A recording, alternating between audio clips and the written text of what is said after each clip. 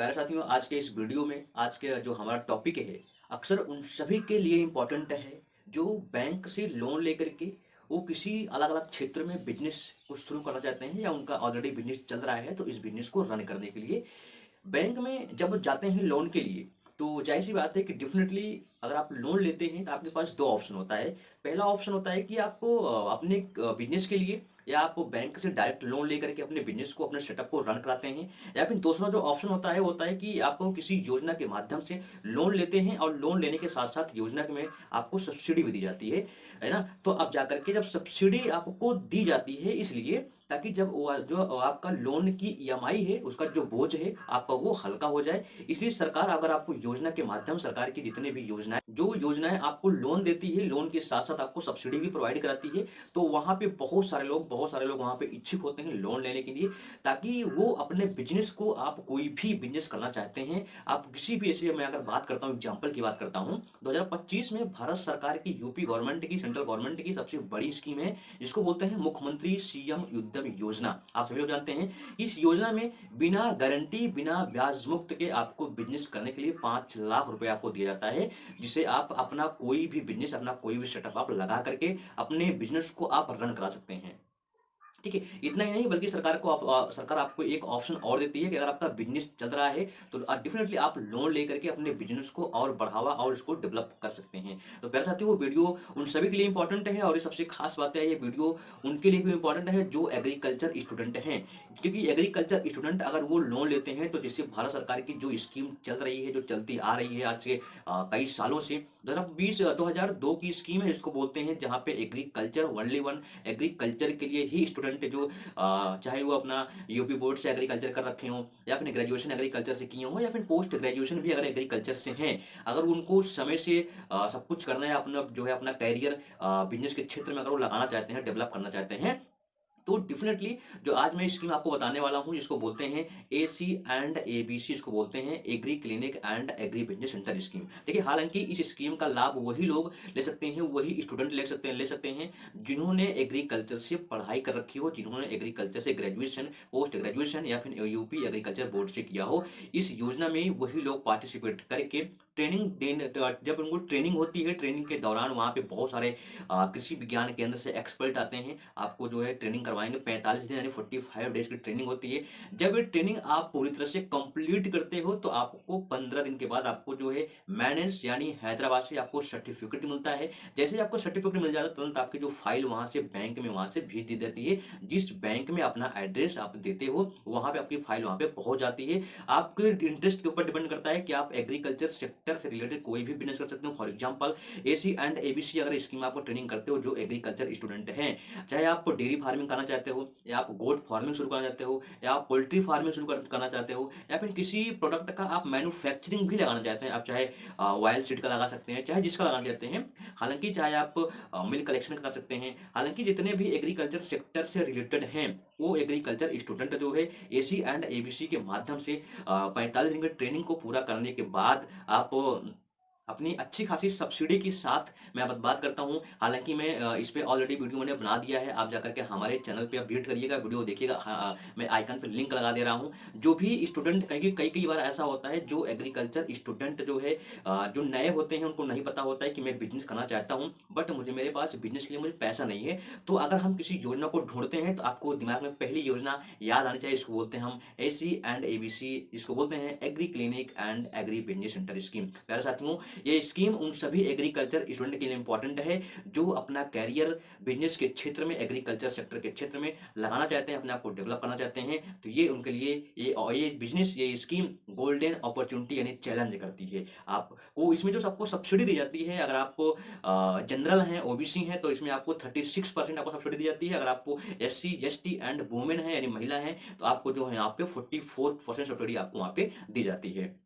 हालाँकि इसमें अगर आप 5 लाख रुपए तक का लोन लेते हो, बैंक से लोन लेते हो, तो आपको कोई भी सिक्योरिटी आपको नहीं देनी पड़ेगी। अगर उसे 5 लाख से ज़्यादा लेते हो, तो आपको कुछ बैंक में आपको परसेंटेज के हिसाब से जो भी बैंक डिसाइड करेगी, आपकी जो फ़ाइल आपको रिकमेंड करेगी, वहाँ पे आपको 20% के हिसाब से आपको जो है वहाँ पे मार्जिन मनी आपको देना पड़ता है। आज के प्यारे साथियों, मैं वीडियो में बात करने वाला हूँ कि जितने भी यो बिज़नेसमैन हैं या फिर बिज़नेस के लिए लोन लेते हैं, ये तो हालाँकि बात मैं अभी कर रहा था, ये जितने एग्रीकल्चर स्टूडेंट हैं। अब हम बात करते हैं जो किसी भी योजना के माध्यम से लोन लेते हैं, लोन लेकर के वो सोचते हैं कि मुझे सब्सिडी मिलनी चाहिए। हालांकि आपने कई सारे लोग आपने सुना होगा कि लोन तो ले लेते हैं लेकिन उनकी अंत में सब्सिडी नहीं आती है। तो ऐसे कई कारण हो सकते हैं जो सब्सिडी बैंक में अप्रूवल नहीं होती है, क्योंकि बैंक मैनेजर के पास इतना टाइम नहीं है कि आपको चीज़ों को बारीकी से समझाए, क्योंकि बैंक मैनेजर के पास इतना टाइम नहीं है कि आपको बारीकी से समझा करके आपको लोन दे करके आपको सब्सिडी दिलाने का काम बैंक मैनेजर का होता है, लेकिन लोग करते नहीं है। इसलिए मेरे प्यारे साथियों, आप सबसे मैं रिक्वेस्ट करता हूं कि आप जब भी किसी योजना के माध्यम से लोन ले, आप या बैंक से डायरेक्ट लोन ले रहे हैं, तो डेफिनेटली आपको उस योजना के बारे में पूरी तरह से जानकारी होना चाहिए। अन्यथा आप एक छोटी सी गलती कर देते हैं तो मान लीजिए आपको लोन तो मिल ही जाएगा, आपको लोन तो है जल्दी मिलता नहीं है, क्योंकि जब तक आप बैंक में 10 15 20 बार आप चक्कर नहीं लगाते हो बैंक मैनेजर के, आप जब बैंक मैनेजर आपको समझता है, बैंक मैनेजर को आप समझते हैं, तब जाकर के कहीं ना किसी के माध्यम से अगर लोन हो भी जाता है, तब बाद में अगर चीज़ों को आप नहीं समझते हैं, तब जाकर के वहाँ दिक्कतें आती हैं, अंत में आपकी सब्सिडी नहीं आती है। तो प्यारे साथियों, आज जो सबको सब्सिडी लेने के लिए, जो बिजनेस के लिए जो आप लोन लेते हो, इसमें कौन कौन सा पॉइंट आपको ध्यान रखता है। आप जब भी क्योंकि जो बिजनेस के लिए जो लोन दिया जाता है, इसमें आपको कई सारे पॉइंट आपको देखने को मिलते हैं, जो अक्सर उन सभी लोगों को समझना चाहिए जो बिजनेस के लिए लोन लेकर के सब्सिडी प्राप्त करना चाहते हैं और अपने बिजनेस को रन करना चाहते हैं। तो डेफिनेटली ये सारे पॉइंट उन सभी के लिए इंपॉर्टेंट है। आप दिमाग पे जोर डाल के वहां पे चीजों को बारीकी से समझने की कोशिश करिएगा, प्रयास करिएगा। हालांकि मैं चीज़ों को इंग्लिश में बताऊंगा, लेकिन मैं आपको पूरी तरह बिल्कुल एकदम आसान भाषा यानी हिंदी में समझाने की मैं पूरी तरह से कोशिश करूंगा। बट आपको दिमाग पे जोर डाल के आपको उस चीज़ों को समझना है, चीज़ें क्या कह रही हैं। हम बात करते हैं कि जैसे बहुत सारे लोग जब उनके जो वो डीपीआर जो फाइल बनती है, तो उसमें आपको टर्म लोन दिखाई देता है, आपको जो इसमें सीसी दिखाई देता है, आपको इसमें कंपोजिट टर्म लोन दिखाई देता है, आपको इसमें ओवर ड्राफ्ट दिखाई देता है, आपको इसमें जो है लेटर क्रेडिट दिखाई देती है, आपको बैंक गारंटर दिखाई देती है। ये सारे पॉइंट का क्या मतलब है, आज मैं इसी पे पूरी तरह से डिस्कस करने वाला हूँ। सबसे पहला आज हम 3 महत्वपूर्ण पॉइंट हैं। अगर इन 3 महत्वपूर्ण पॉइंट को आप समझ लेते हैं, जब भी आप बैंक से लोन लेने से लेकर के ईएमआई को भरने से लेकर के आपकी सब्सिडी तक, आपको ये 3 पॉइंट आपको काम दे सकते हैं। तो आपका पहला जो पॉइंट है, जिसको बोलते हैं फंड बेस्ड क्रेडिट फैसिलिटी, इसमें आपके 3 पॉइंट मिल जाएंगे। जो आपका पहला पॉइंट मिलेगा वो मिलेगा टर्म लोन, दूसरा पॉइंट आपको मिलेगा जिसे बोलते हैं सीसी, इसको बोलते हैं क्रेडिट, तीसरा पॉइंट आपको मिलेगा ओवरड्राफ्ट। सेकंड पॉइंट की जब भी हम बात करते हैं, इसमें मिलेगा आपको non fund based credit facility. इसमें आपको मिलेगा पहला ऑप्शन मिलेगा, इसमें आपको इसको बोलते हैं लेटर ऑफ क्रेडिट। दूसरा पॉइंट आपका है बैंक गारंटी। तीसरा जो पॉइंट है, इसको बोलते हैं असिस्टमेंट ऑफ क्रेडिट फैसिलिटी। इन्हीं 3 पॉइंट से जुड़े हुए जो छोटे छोटे पॉइंट हैं, अगर इनको आप समझ लेते हो तो आपको ईएमआई भरने में, आपको सब्सिडी लेने में आपको कोई भी दिक्कत नहीं आएगी। बस चीज़ों को आपको ध्यान से सुनना है और आपको समझना है। प्यार चाहता हूँ, इससे पहले अगर आप वीडियो को देख रहे हैं, वीडियो को लाइक करके आप हमारा सपोर्ट जरूर करें, हमारे चैनल का सब्सक्राइब जरूर करें। हम वीडियो को शुरू करते हैं और आपको चीज़ों को ध्यान से सुनना और समझना है। तो हम बात करते हैं कि अभी तक मैंने आपको बताया 3 पॉइंट, जिसे बोलते हैं कि टर्म लोन। टर्म लोन क्या होता है कि Term loan, as a name suggested, it is a credit facility guaranteed for a term. It is used to finance fixed or long-term assets like building, plant and machinery, furniture and fixture wheels, etc. Okay. देखिए, term loan का मतलब होता है, इसमें मैं आपको बता देना चाहता हूँ कि जब भी आपको किसी योजना के माध्यम से या बैंक से जब भी आप बिजनेस के लिए आप लोन लेते हो, तो सबसे पहले जो टर्म लोन होता है, बहुत सारे लोग होते हैं इसमें टर्म लोन लिखा हुआ है। टर्म लोन का मकसद क्या होता है, इसका मतलब क्या होता है। देखिए, आपको सीधा बिल्कुल हिंदी में आपको आसान भाषा में समझाने की कोशिश करता हूँ, आपको समझना चाहिए कि जो टर्म लोन होता है, टर्म लोन में क्या होता है कि जब भी बैंक आपको लोन सैंक्शन करेगी, तो आपको कैश के रूप में आपको मनी वहां पे नहीं देती है। वो ट्रांसफर पैसा वहां करेगा जहां से आप अपने बिजनेस के लिए सामान ला करके सप्लाई करोगे, ठीक है, या अपने बिजनेस के लिए जहां से भी आप किसी कंपनी से किसी से परचेज करते हो, तो वो बैंक मैनेजर जो है सीधा उसके अकाउंट में पैसा को ट्रांसफर करता है। और जहां से आप अपना उत्पाद यानी अपना प्रोडक्ट आप लेते हो, कोलेटरल आपको लेना पड़ता है। आप कहेंगे कोलेटरल का मतलब क्या होता है, तो आपको सीधा समझना है, कोलेटरल का मतलब होता है पक्का बिल। ठीक है। जब ये पक्का बिल आप बैंक में देंगे तो बैंक मैनेजर जो है आपको टर्म लोन के तहत जो है आपको वहाँ पे आपको जहाँ से आप सामान लाएंगे उसके पास पैसा वो ट्रांसफर कर देगा और डेफिनेटली आप फाइनली वहाँ से अपना सामान ला करके अपने बिजनेस को रन कर सकते हैं। ठीक है, ये रहा अभी तक पहला पॉइंट, इसको बोलते हैं हम टर्म लोन। अब हम सेकंड पॉइंट बात करते हैं, इसको बोलते हैं कैश क्रेडिट। देखिए, This facility is used to fund the working capital requirement of the firm, like purchase of stock, holding to finance goods, financing of deposits, credit sale, etc. आप समझाता हूँ, इसका मतलब यह होता है प्यारे साथियों, सीसी का मतलब होता है कि जब भी अगर आपने लोन लिया है तो डेफिनेटली बिजनेस में कभी ना कभी आपको डाउनफॉल देखने को मिल सकता है। बहुत अच्छी बात है अगर आपको डाउनफॉल नहीं देखने को मिलता है, ये तो आपकी किस्मत की बात है। लेकिन बिजनेस में बिजनेस को रन कराने के लिए इसमें आपको टाइम लगता है, इसमें आपको वक्त देना पड़ता है अपने आप को। इसलिए मैं हमेशा कहता हूँ कि जब भी आप करिए तो आप सीसी तो बैंक मैनेजर कर ही देता है। सीसी का मतलब होता है कि जब भी आप सीसी करवाते हो तो वहां पे सीसी में आपको कुछ बैकअप के लिए आपको मनी वहां पे रखना पड़ता है। ठीक है, इसको बोलते हैं हम सीसी। देखिए, जब भी आपके बिजनेस में मान लीजिए, फॉर एग्जाम्पल की बात करता हूँ, मान लीजिए अगर आपने किसी योजना के माध्यम से 10 लाख रुपए का लोन लिया। ठीक है, 10 लाख रुपए का जब आप लोन लिया, आप शुरुआती में आप 5 लाख रुपए अपने बिजनेस में लगाइए। इसके बाद अपना जो पैसा है उसको आप डाल दीजिए सीसी में। ठीक है, यानी जिसको बोलते हैं कैश क्रेडिट। जब आपका पैसा सीसी में पड़ जाएगा, जब भी आपके बिजनेस में डाउनफॉल आपको देखने को मिलता है तो सीसी में से पैसा को निकाल करके और आपका जो रुका हुआ बिजनेस है आप उसको एक बार दोबारा से उसको आप पुनः इसको आप रन करा सकोगे।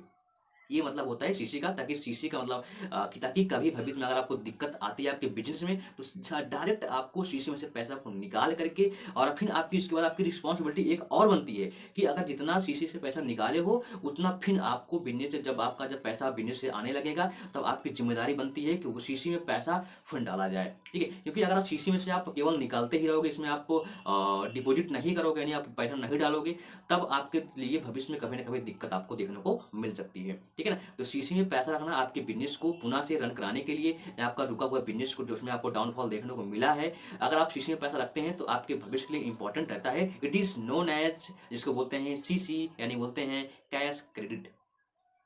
अभी तक मैंने आपको 2 पॉइंट समझाया कि टर्म लोन क्या होता है, सीसी क्या होता है। अब हम थर्ड पॉइंट की बात करते हैं, जिसको बोलते हैं ओवरड्राफ्ट। देखिए, ओवरड्राफ्ट का मतलब क्या होता है कि this related to overdrafting allowed to by bank to meet trade of existing.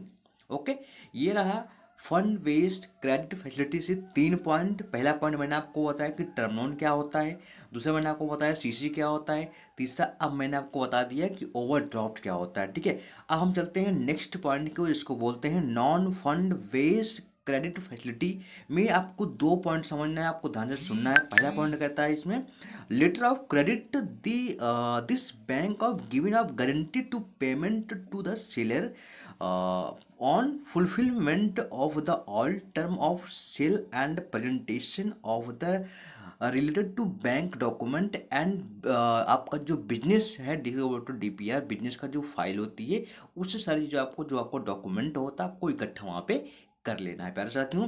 अब हम इसी चलते हैं कि आपको सेकंड पॉइंट है, किसको हम बात करते हैं, इसको बोलते हैं बैंक गारंटी। ठीक है, देखिए बैंक गारंटी क्या होता है कि the bank guarantee payment to the beneficiary या बेनिफिशियरी जो होता है non of fulfilment of the contract term by the customer. Okay, ये रहा सारी चीज़ें मैंने आपको बता दिया कि fund based non fund based credit facility से 2 पॉइंट मैंने आपको समझाया कि लेटर ऑफ क्रेडिट क्या होता है, इसके मैंने बताया आपको बैंक गारंटी क्या होता है। अब हम चलते हैं असेसमेंट ऑफ क्रेडिट फैसिलिटी।